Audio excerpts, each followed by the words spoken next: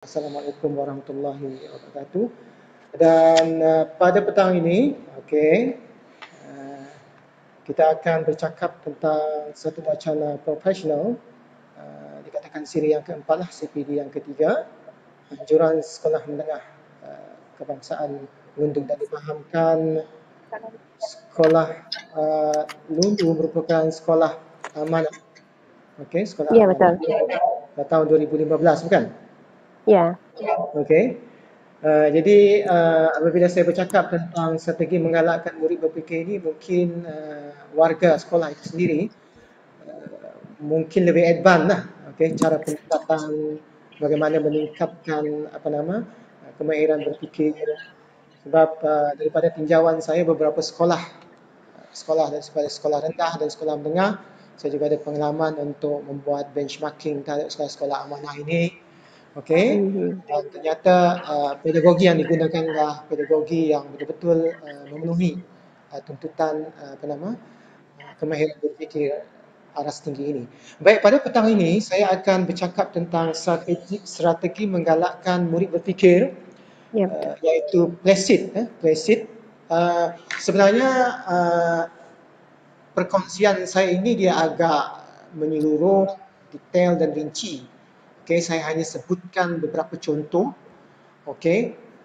Mustahil untuk kita bercakap dalam tempoh 1 jam 30 minit ini.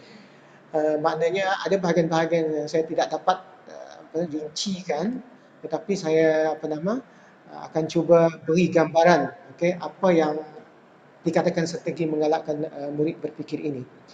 Pada pandangan saya, sebelum itu kebanyakan nota dan pandangan saya ini saya muat dalam laman web muhaiminsuhaili.com tentang tajuk ini, dan tajuk yang kita buat ini. Dan kalau kita bercakap pasal kemahiran berfikir ini, sejak dahulu lagi kemahiran berfikir ini telah ada sebelum Masihi lagi. Umpamanya Archimedes merupakan salah seorang daripada scholar zaman-zaman dahulu. Dan peristiwa bagaimana dia berjaya mengambil satu pendekatan, iaitu menyelesaikan masalah apabila raja ingin membuktikan bahawa dia membuktikan bahawa permata yang ada dekat mahkota dia itu ialah mahkota palsu, dan akhirnya dia berfikir sehinggalah tarikh hampir tamat untuk berfikir, dan akhirnya dia berjaya mencari pendekatan yang dapat kita gunakan, dan ia menjadi satu hukum yang sangat sinonim pada masa sekarang ini. Dan kalau kita perhatikan dalam skrin ini, kalau kita perhatikan bahawa budaya berfikir ini memang sudah ada. Dia berasal daripada masalah sebenarnya. Masalah, cabaran ataupun isu yang berlaku di sekeliling kita. Dan secara fitrahnya manusia ini dianugerahkan untuk menyelesaikan sesuatu masalah itu. Katakan untuk menyampaikan masalah ini, dahulunya orang menggunakan asap sebagai alat perhubungan pada zaman dahulu. Maknanya untuk berhubung mereka menggunakan asap. Dan semakin lama mereka sudah mencari pendekatan baru untuk mereka berkomunikasi. Mereka menggunakan fikiran mereka, berfikir bagaimana untuk berkomunikasi. Mereka menggunakan burung merpati. Dan kalau kita lihat daripada burung merpati, mereka menggunakan kuda, iaitu untuk mengantar surat daripada burung merpati. Dan kalau kita lihat sekarang ini, kita menggunakan Pos Malaysia. Pos Malaysia. Dan daripada Pos Malaysia ini, dia menjadi begitu sinonim pula dengan kita dalam hidup zaman sekarang ini, iaitu menggunakan email. Dan ini merupakan salah satu cara untuk kita berhubung daripada asap tadi. Dan proses yang berlaku ini kita namakan proses berfikir, iaitu berlakunya satu cabaran, satu isu kepada kita, dan bagaimana kita menangani masalah tersebut. Dan setiap hari banyak perkara yang harus kita selesaikan, dan ini tanggungjawab kita. Sehinggalah kita pergi menemui ilahi. Barulah proses itu berhenti di dunia ini. Dunia ini. Kemudian selepas itu cerita lain. Tetapi apa yang berlaku kepada kita itu, kita menggunakan minda kita untuk berfikir. Dan secara fitrahnya manusia ini dianugerahkan kemahiran berfikir. Dari Nabi Adam dahulu lagi apabila dia dihukum, tidak ada surat benang daripada dengan Hawa, tak ada surat benang pun yang menutupi badan dia. Dan baginda telah pun mengambil daun, menyelesaikan masalah itu pun menggunakan kaedah berfikir. Jadi sebenarnya berfikir ini satu fitrah yang ada, yang telah di-built in, yang telah disuntik di dalam diri setiap insan yang bergelar manusia. Dan kalau kita lihat berfikir ini ialah satu daripada perbuatan menggunakan akal untuk menyelesaikan sesuatu ataupun mempertimbangkan sesuatu dalam ingatan. Dan ini dapat kita lihat dalam takrifan dalam Kamus Dewan edisi keempat, dan kemahiran ini pula ialah kecekapan dan kepandaian. Jadi maknanya di sini kemahiran berfikir ini ialah satu skill, satu kompetensi yang boleh kita tingkatkan, dan apabila kita bercakap tentang kemahiran, ia boleh ditingkatkan. Dan berfikir ini adalah satu kerja rutin, minda kita yang berlaku pada setiap hari. Dan dalam konteks pembelajaran, ada 3 perkara yang perlu dikuasai oleh murid. Bukan saja oleh murid, oleh kita sendiri sebagai orang yang belajar.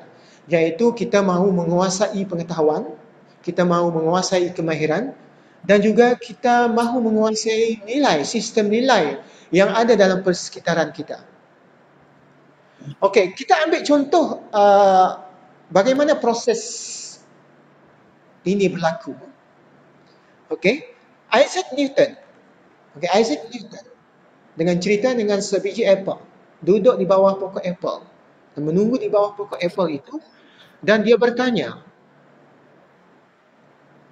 setelah di dalam hatinya dia bertanya setelah melihat beberapa biji apple jatuh.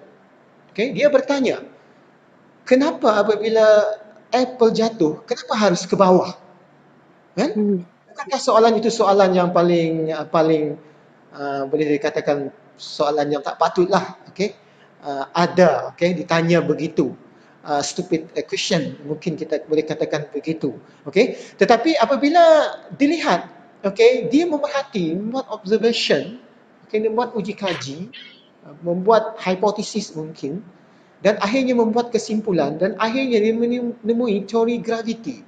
Dan semua ini adalah proses berfikir. Dan betapa pentingnya proses berfikir ini, dia akan menentukan tamadun dunia ini. Teori tarikan graviti, bagaimana apple jatuh ke bawah itu telah menjadi satu fenomena. Dan sekarang ini daripada pengetahuan, daripada kemahiran, daripada sistem nilai yang dipelajari oleh Isaac Newton ini telah memungkinkan, saya rasa dah beribu-ribu satelit diapungkan di angkasa itu kerana teori graviti itu, iaitu semakin dekat dengan pusat bumi, semakin kuat, dan akhirnya dia berada di satu situasi, keadaan, ruang, dia tidak jatuh, dan situlah kita berada di di atas angkasa. Jadi di sini fenomena ini ialah bermula dengan kemahiran berfikir.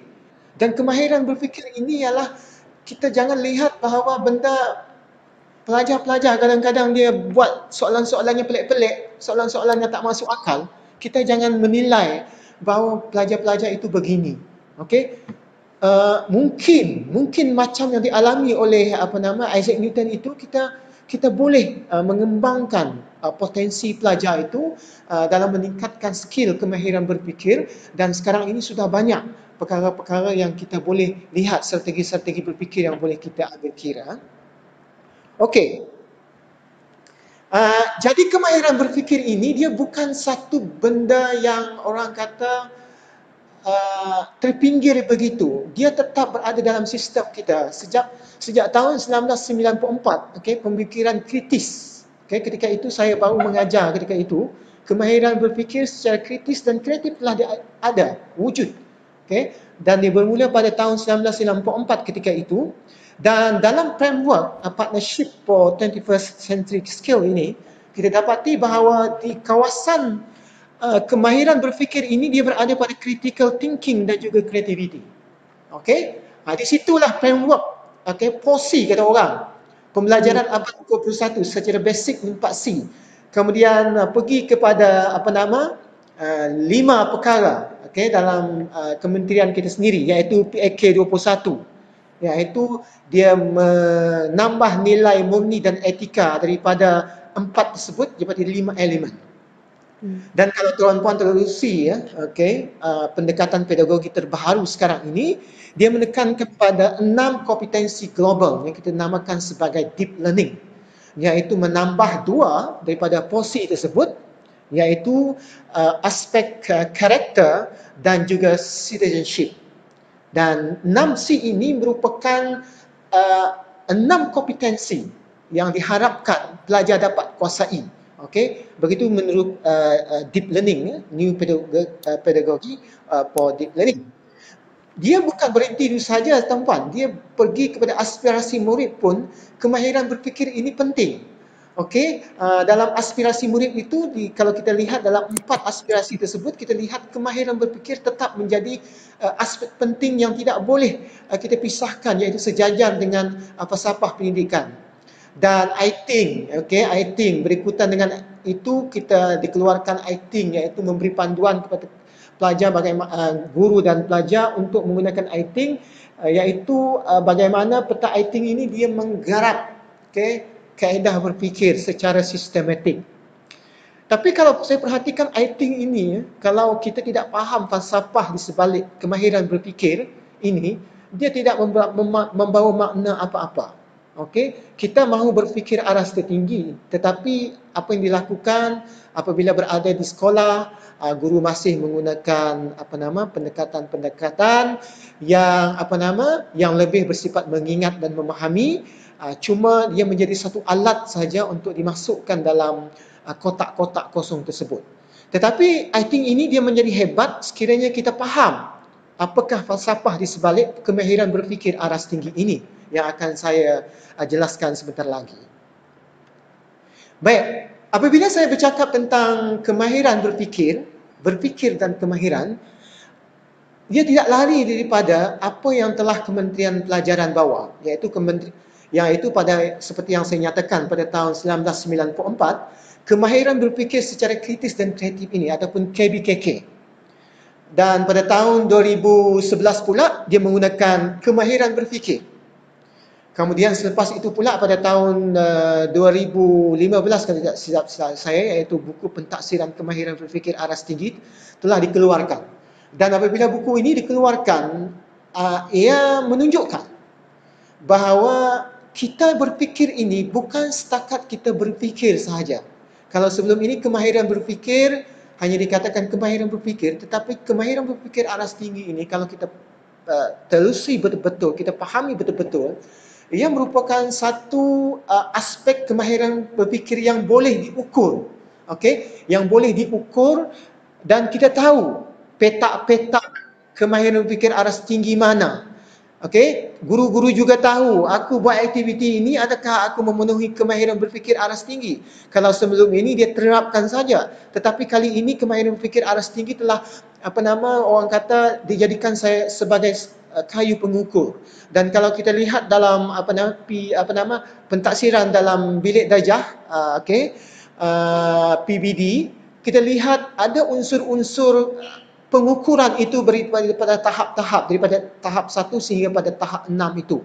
Dan di situ aspek-aspek pengukuran telah jelas dan dia sebenarnya mengadaptasi daripada kemahiran aras tinggi walaupun dia tidak sebut secara secara jelas dan langsung dalam PBD itu. Dan kalau kita perhatikan tuan-puan, sejarah kemahiran berfikir, sebab apabila saya bercakap tentang kemahiran berfikir, saya bercakap tentang kemahiran aras tinggi mengikut pendekatan sekarang ini. Jadi mengikut apa yang kita faham. Kemahiran berfikir aras tinggi ini ialah dia berada di sebelah kanan ini. Di sebelah kanan ini iaitu kita menggunakan taksonomi semakan baharu. Berbanding dengan taksonomi asal, iaitu dia mementingkan kata nama berbanding dengan yang baru ini. Yang lama ini 1956. Iaitu aras yang tertinggi ialah peringkat penilaian. Dan ketika itu saya sendiri telah berada dalam sistem itu sendiri. Dan apabila kita mengajar, kita selalu menekankan penilaian merupakan aspek yang tertinggi. Dan akhirnya kita ramai, pada saya, akibatnya kita banyak menghasilkan masyarakat ataupun warga Malaysia yang banyak menilai. Dia suka menilai saja. Sebab sistem kita banyak menilai. Dan apabila kita menggunakan aras berfikir pada tahun 2015 ini, kita menggunakan taksonomi semakan baharu, iaitu pada tahun 2001 sebenarnya sudah awal. Tetapi kita agak ketinggalan. Tetapi kalau kita menggunakannya pada seawal tahun 2001, saya percaya kalau sistem pendidikan kita gunakan dengan sewajarnya, dia sebenarnya dapat menghasilkan warga negara yang berdaya cipta.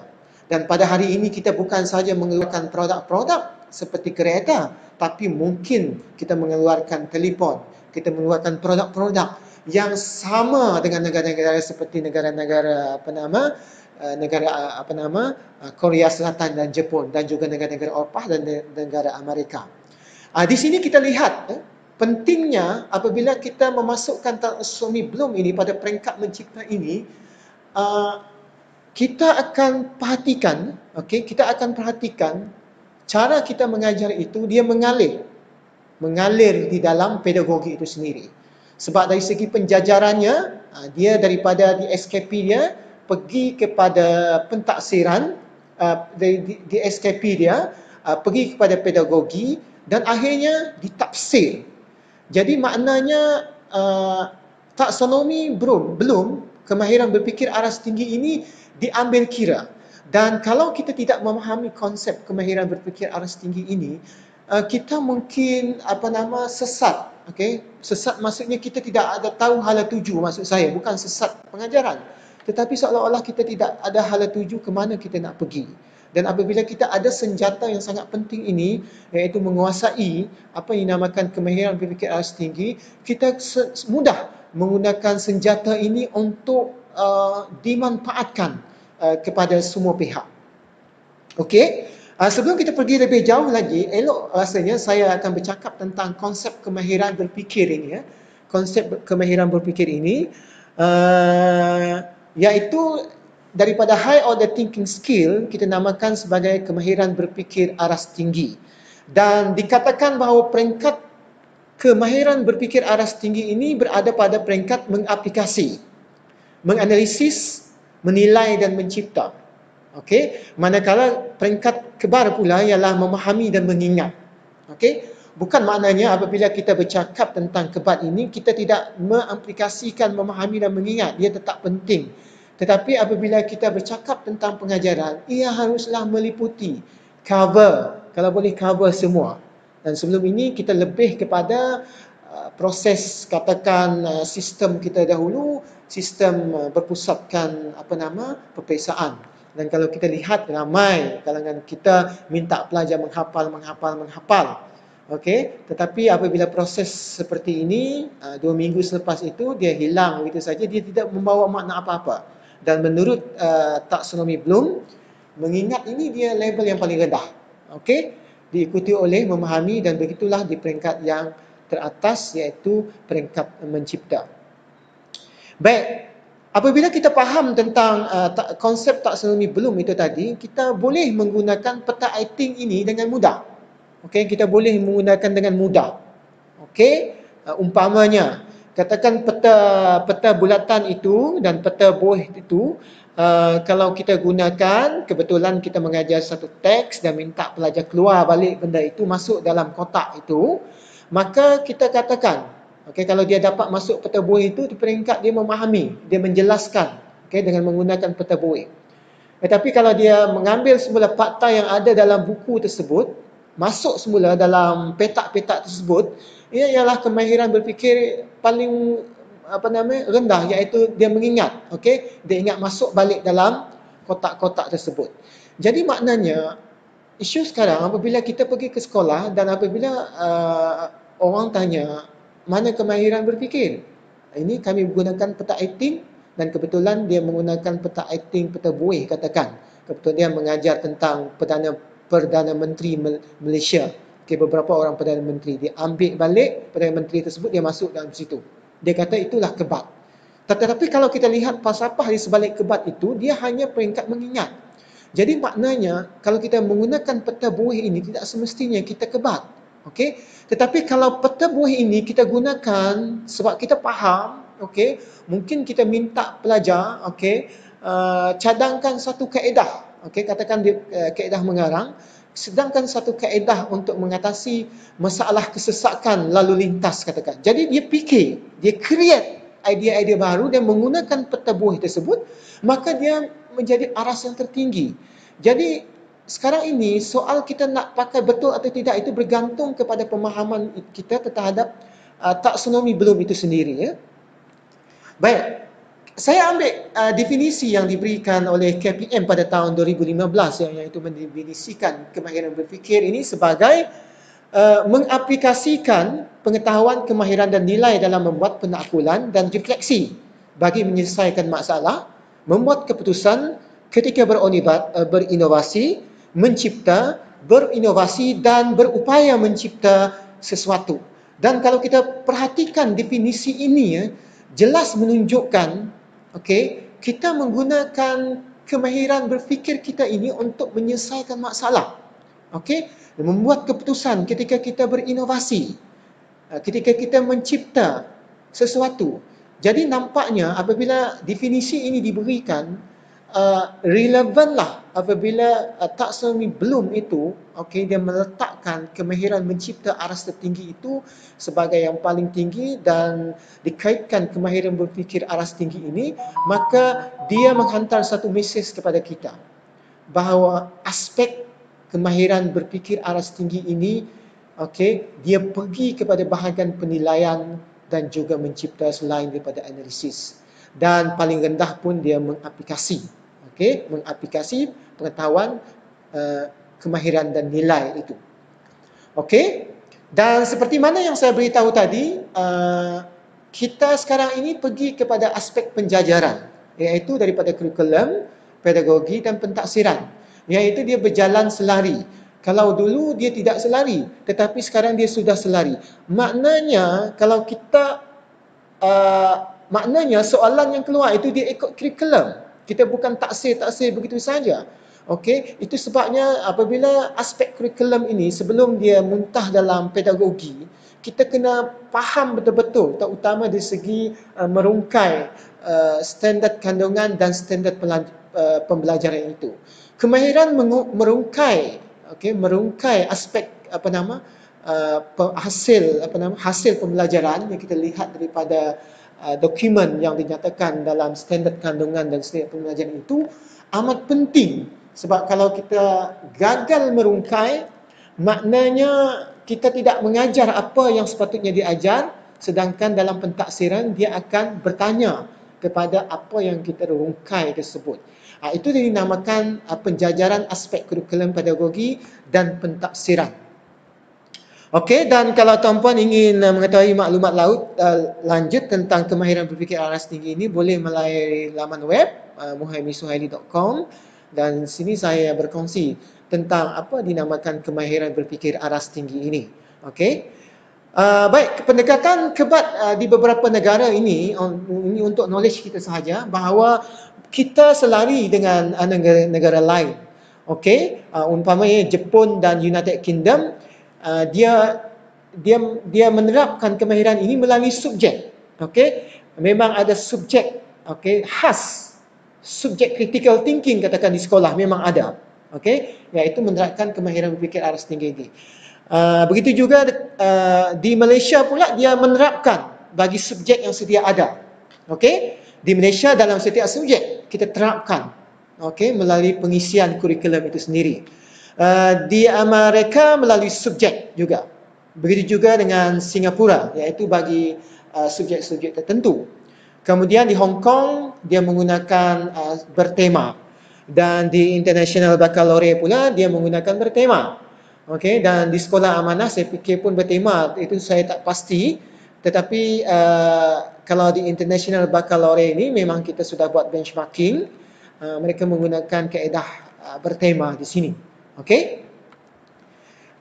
Jadi hari ini, okey, setelah saya memperkenalkan bagaimana kemahiran berfikir ini bermula daripada fitrah kita. Kita bercakap tentang bagaimana kepentingan dalam kehidupan kita daripada masalah itu dan yang kita menghasilkan sesuatu.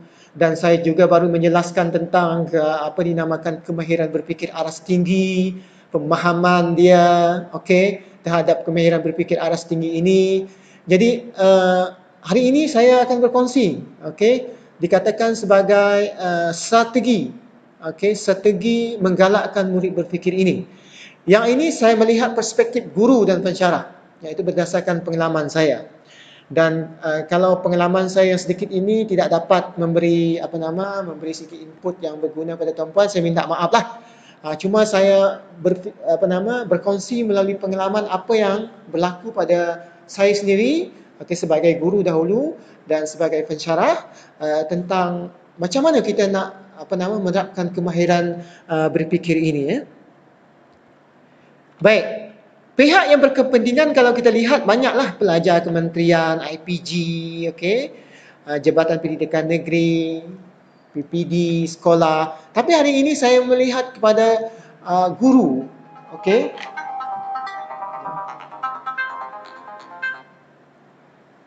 Okey, sekejap. Sorry.